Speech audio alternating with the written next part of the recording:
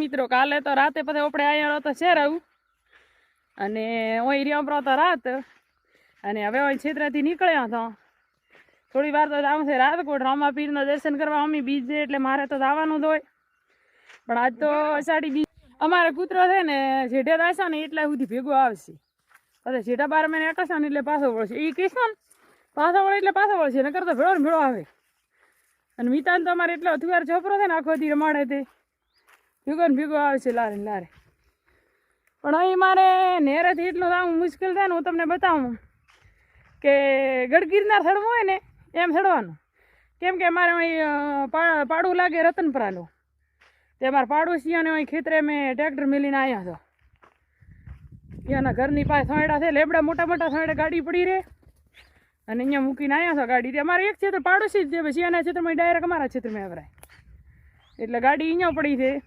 એટલા સુધી હાલીને જવાનું છે પણ અમારે ને એમની વચ્ચે કેનાલ હાલે છે તે કેનાલે ચડવું છે ને મહાન મુશ્કેલ છે હું તમને હમણાં બતાવું જો મિત્રો હવે અમે રસ્તો બદલી નાખ્યો તો અહીંયા ચડાય એમ છે ને તે અહીં કેનાલને સીટે સીટે હેડ્યા હતો હમો મિતેશને કીધું હતું તું ગાડી લઈને હમો ગેટે આવી જા કેમ કે એટલો ચડાય એમ નથી અત્યારે હવાર મેં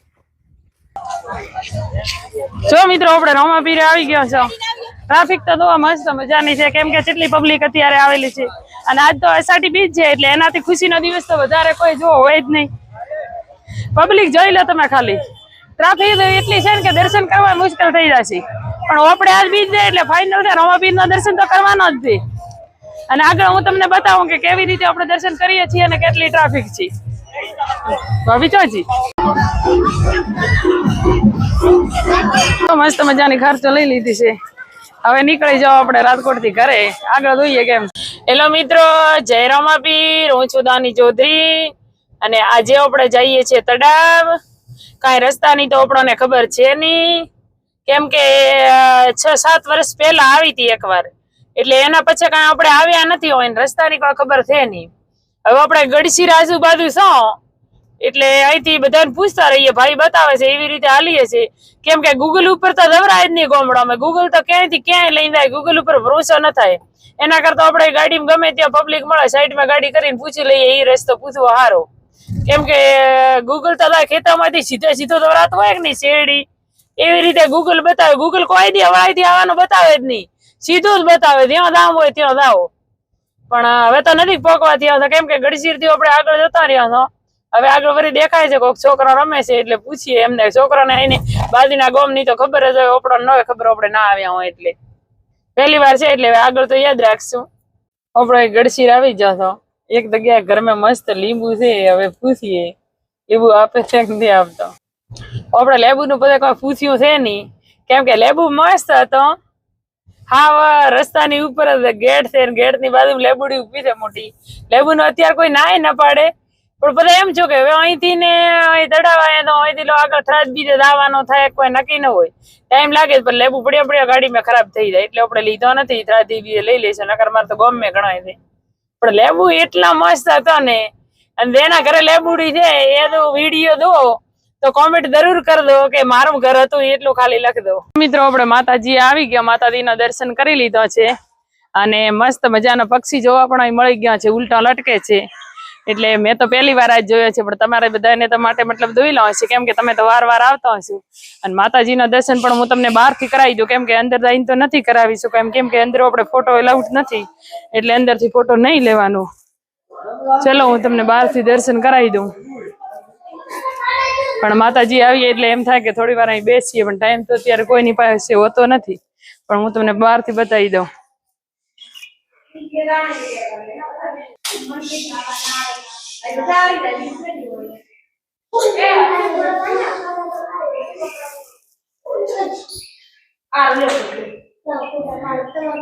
મિત્રો દર્શન કરી લીધા છે આપણે મસ્ત અને મસ્ત મજાની ચા પી લીધી છે માતાજીના દર્શન કરીને તો છે ને અંદરથી દિલ ખુશ થઈ ગયો કેમ કે ગમે ત્યાં આપણે મંદિરે જાવ ને આપણને એમ જ થાય કે આપણે 5 મિનિટ બેસીએ અહીંયા એક પૂજારું રહે છે ભાભી હતા ભાઈ હતા મસ્ત મજાની ચા બનાવીને પાવી એમનો પણ ખૂબ ખૂબ આભાર કે મંદિરે બધા એટલી પબ્લિક આવે એટલાની બધાની એટલી સેવા કરે છે ઠંડુ પાણી પાયું ચા પાવી કેમ કે અત્યારે ઉનાળાના દિવસે તડકાના ત્યાં તો પબ્લિક હેરાન થઈને આવતી હોય ખેતરોમાંથી આમ તમ.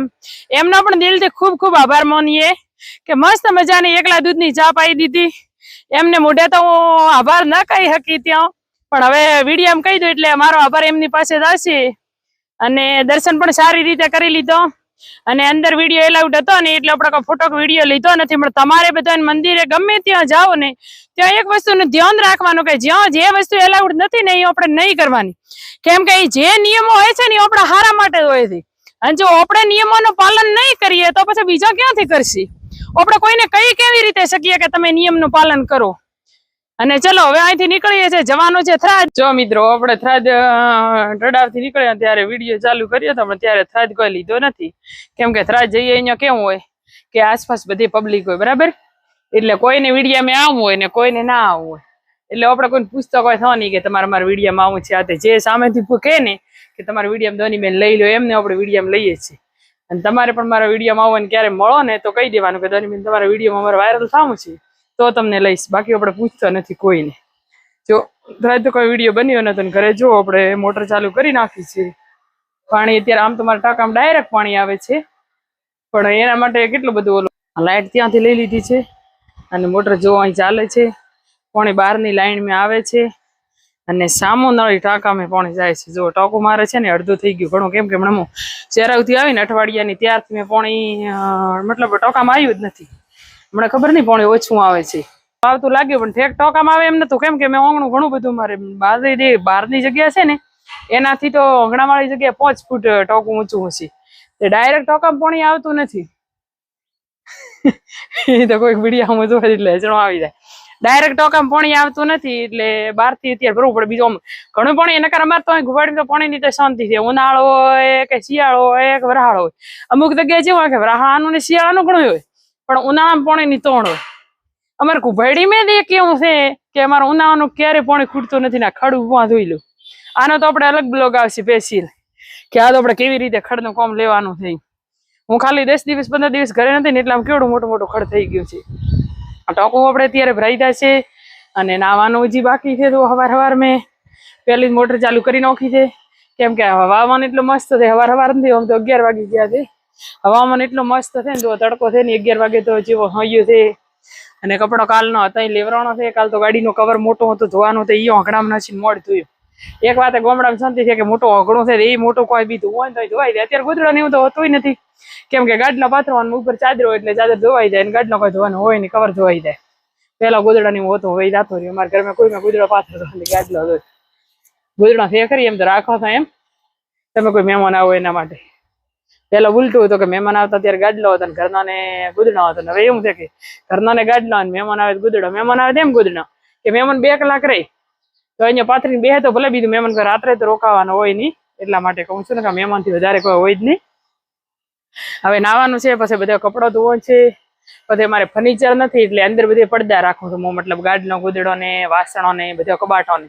કેમ કે આમ તો બહુ બધું ઘર થાય એટલે ફેફટ નથી આવતી, પણ થોડી થોડી ફેફટ આવે ઘરે ન હોય એટલે એના હાટું કરીને પડદા થતી. પડદા બધા આજે કાઢીને ધોઈ નાખું અને નાઈને કપડાં ધોઈ નાખું. અને આપણે છાશ વઘારીને રોટલા બનાવવા હતા પણ મિતિશ કે ના ના મમ્મી છાશ નહીં, ડુંગળીનું શાક કર્યું. અમારા મા દીકરાને ખાવાનું હોય તો કાલ રાતે મારી પસંદનું બન્યું હતું કારેલાનું શાક. અત્યારે મિતિશ કહે છે કે મમ્મી બનાવી નાખ ડુંગળીનું, તો બનશે ડુંગળીનું. બે મા દીકરાને ગમે એકને ગમે એવું બનાવવાનું. આપણે તો બધું હાલે, આપણે ગમવામાં હદમતો જ નથી. જે શાક હોય ખાઈ લેવાનું, એવું જરૂરી કોઈ છે નહીં. જો કેવડો મોટો પથ્થર હતો, આ પથ્થર આખો હતો ભાગી ગયો હતો. હોય ભાઈ કલર કરતા હતા ને તો એમને આમ એટલો વધે નહીં નતો. આપણે આમ કલર કરતી વખતે આમ ખાલી હાથ મૂક્યો કે નહીં તે ખાલી જગ્યા હશે તે આખો પથ્થર ભાગી ગયું. હવે ક્યાંક વરે કામમાં આવશે તો પથ્થરની જરૂર તો ઘણી જગ્યા પડે. અને બારે મારે કેટલું ખડું પૂછે ને એ હું તમને હાલો બતાવું. આટલું મારથી ઉખડી તો રહે નહીં. જોઈ લો કેટલું ખડું ગયું છે. જો પેઢીને આગળ ઠેકજો છે ને. ખડનું આજ કોમ લેવાનું છે, ખડનું કોમ ઈ લેવાનું છે. એ હું તમને આગળ વિડીયો બતાવીશ. આ મારે શું લેવાનું પણ રોધવાનું કારકો એટલું રોધવાનું થયું મને એકવાર બતાવેલો છે. જો ડુંગળી પડી છે, અહીં પણ પથરીઓ મેં મુકાવી છે, ડુંગળી પડી છે. એક આ જો ગેટ પડ્યો છે, આપણે પેઢીને ગેટ હોય ને બારે એ વેચવાનો છે, કોઈ લેવો હોય તો કહેજો. જો ચૂલો છે, સરખો તો નહીં દેખાડીશ. પછી બાકી પોતા મારતા થાકો, જોઈ લો. આ તો તમને આગળ બતાવેલું જ છે. ટોકું છે, તો બાયણે થોડું પોણિયારું બનાવ્યું છે, પણ આમ ગેસનો બાટલો કેવું મૂકવા અમે કોમ લાગી, પણ હવે વાપરતા નથી કરી રહેવાનું. ચોકડી જો મસ્ત મોટી છે કપડા ધોવા માટે. મકાન અંદરથી તો બહુ મોટું છે, અંદર નવો ફોલોવર આવે એમને ખબર નહીં હોય. બીજું પહેલા મેં બતાવેલું તો છે એકવાર, પણ એ ત્યારે મેં જયારે બતાવ્યું કે નહીં ત્યારે મારે ઇન્સ્ટા મેં અત્યારે ફોલોવર છે ને એનો 50% હતો. અત્યારે તમે ચેક કરી લો કેટલા છે. એનો 50% ત્યારે ફોલોવર હતો, હવે ડબલ થઈ જાય. ત્યારે બતાવે છે, પણ કાલ કે પરમ દિવસ ફરી ઘરનો વિડીયો બનાવીશ અને તમને બધું બતાવી દઉં. આ ઓટલો છે ને ઓટલાની બાજુ જોઈ લો તો કેવડો થયો. ભેંસો નથી ને કા ભલે હવે આ ખડા હતું કરીને અત્યારે ભેંસો લેવા જવાય નહીં. આ દો તો આ દો છે કે નહીં બારો પ્રાણ નથી. આ જો કેવડું અહીં આવડું મોટું એમ થયું છે કે મારે ટોકો સલકાય ને એટલે પોણી ધાબાનું ટોકો સલકાય ને એટલે અહીં સલકાય, એટલે ટોકો સલકાય ને એનું મીઠું પાણી મસ્ત મજાનું, એટલે ટોકાનું પાણી તો મસ્ત મીઠું આવે એટલે ખર્ચ્યું થઈ ગયું મોટું મોટું. નકરી કોટિયા થાય. અત્યારે તો કોટિયાને પાક વાજ્યું ને તો છેલ્લે અમે દિવાળી હોય પગીને મૂકી જાઉં. અમે હમણાં નથી મૂકી શકતો. આ બાજુ ચંપલ રાખવાના ને ચંપલ પહેરીને જવાનું, એટલી કોટિયા અહીં છે. નકર આટલી જગ્યા અમે મકાનની બાજુ રાખી હતી પણ આ જગ્યા અમે ક્યારે જઈ શકતા નથી, એટલી કોટિયા છે. આટલો ખાલી મકાનની બાજુ ખૂણો થઈ.